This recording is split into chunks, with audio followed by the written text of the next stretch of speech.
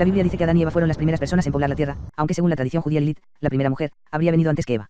Si bien en la actualidad se asume que este es un relato simbólico y son pocos, aún entre los más creyentes, quienes lo toman de manera literal, en el pasado se tomaba de forma mucho más seria y se creía que en verdad este era el relato de los orígenes del mundo, relato que explicaba cómo y por qué habíamos llegado aquí. Y por esta razón a los escolares de la Edad Media y la Edad Moderna los carcomía una espinosa cuestión: si Adán y Eva fueron las primeras personas, y si tuvieron 3 hijos varones, ¿de dónde salieron los descendientes de la pareja? El incesto, en particular entre hijos varones y sus madres, es duramente visto por casi todas las sociedades, entonces el asunto sencillamente no cuadraba. Y antes de Adán. Fue de allí de donde surgieron las llamadas teorías preadamitas, que aseguraban que hubo personas que poblaron la tierra cuando Adán llegó a ella. La naturaleza de estas personas no está clara en la doctrina, y han sido diversas las interpretaciones que se le han dado. El debate, como no, precede incluso a la misma iglesia, pues la primera discusión registrada al respecto ocurrió en el año 170 de nuestra era entre Teófilo de Antioquía y un pagano egipcio llamado Apolonio. En esta discusión los dos eruditos debatieron sobre los orígenes del mundo, que Apolonio decía tenía más de 150.000 años, mientras que Teófilo creía mucho más joven de acuerdo con los relatos de la Biblia.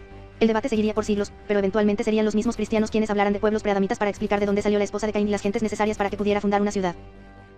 El asunto fue polémico. Para algunos, hablar de personas preadamitas es ir contra la doctrina, porque la Biblia claramente dice que Adán fue el primer hombre. Puede explicarse si se establece que estos individuos fueron creados luego que Adán y el paraíso terrenal, pero antes de la caída de Adán en deshonra por desobedecer la ley divina. El asunto, ¿por qué no fueron creados también dentro del paraíso? ¿Qué hicieron para merecer el exilio? ¿Fueron castigados antes de Adán, o por causa de él? Sin embargo, no fue hasta los grandes viajes de descubrimiento de los siglos XVI y XVII, ya bien entrados en la Edad Moderna, que las teorías preadamitas comenzaron a tomar fuerza en Europa. Era necesario explicar, por ejemplo, por qué las poblaciones de otros lugares del mundo parecían tan distintas, y cómo habían llegado a lugares tan distantes en poco tiempo sin que la Biblia registrara sus migraciones. Curiosamente, esto derivaría eventualmente en la adopción de teorías preadamitas por comunidades racistas en Europa y los Estados Unidos. A fin de cuentas, si provienen de orígenes diferentes, son tan humanos como nosotros. Quizás los exponentes más importantes del preadanismo en este periodo son Giorgiano Bruno e Isaac Lapeyre, ambos de los cuales escribieron extensas obras describiendo la naturaleza de estas sociedades preadánicas y cómo encajaban en la doctrina cristiana. Pero fue a partir del siglo XVIII, con el avance en las tecnologías de la navegación y la ciencia, que las teorías preadánicas se volvieron realmente populares.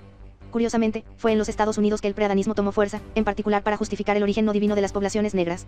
Si recordamos, la guerra de secesión fue producto del interés de los estados del sur en mantenerla y los del norte en abolirla. Con los afroamericanos convertidos en ciudadanos se volvió un asunto recurrente en el sur del país. William Campbell, por ejemplo, aseguró que los negros no eran hermanos, sino creaciones inferiores debido a no descender de Adán. Buckner Orapaine aseguró que los negros eran una forma de monos superiores que había sobrevivido al gran diluvio montando en el arca de Noé. Este pensamiento no era el único. Gnósticos y esotéricos seguían persiguiendo en el preadanismo una explicación. Sin por ello demeritar a las razas no blancas, al punto de considerar un misterio cuál era la raza que verdaderamente descendía de Adán. La mayor parte de las páginas religiosas rechaza el preadanismo, considerando lo contrario a las doctrinas y producto de una errada interpretación de la Biblia. Las comunidades no religiosas, por su parte, consideran que la Biblia no tiene por qué tomarse de manera literal.